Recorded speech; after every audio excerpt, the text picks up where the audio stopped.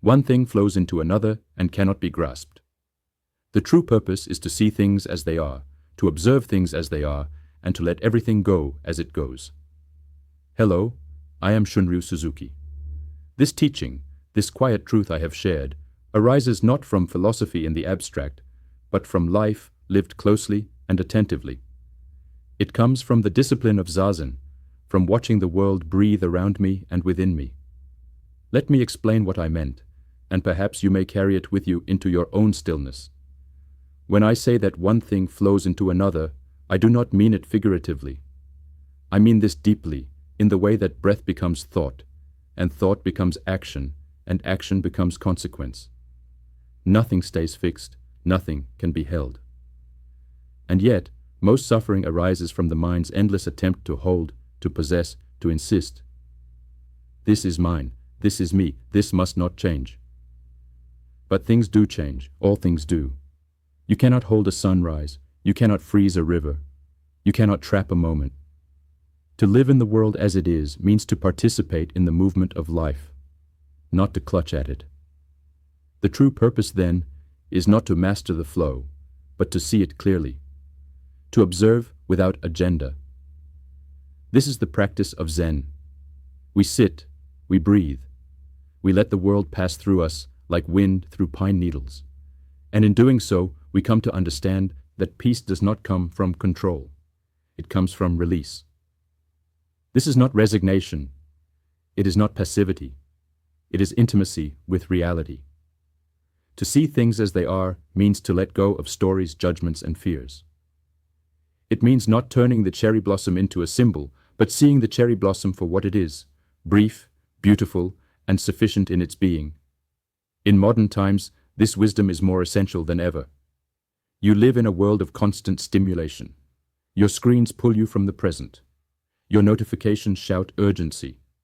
Your mind is taught to jump, react, compare. And so, you begin to grasp at things: status, identity, outcomes, control. But this grasping creates tension. It creates frustration and burnout. It creates a false sense that happiness is somewhere else, just beyond the next achievement or acquisition. What if, instead, you paused? What if, for a few moments each day, you sat with no goal other than to observe? The sound of the wind, the beating of your heart, the way your thoughts arise and pass like clouds across the sky. You would begin to see that you are not separate from this flow. You are it. And in that realization, a deep, quiet joy can arise. I have taught many students in the West, and I have seen that while your culture values striving, there is a deep hunger for stillness.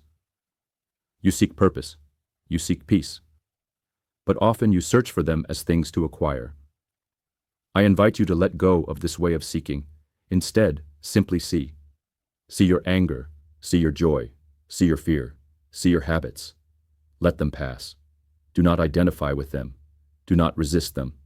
Let them go as they go, like leaves on a stream, and in that gentle watching, something profound happens.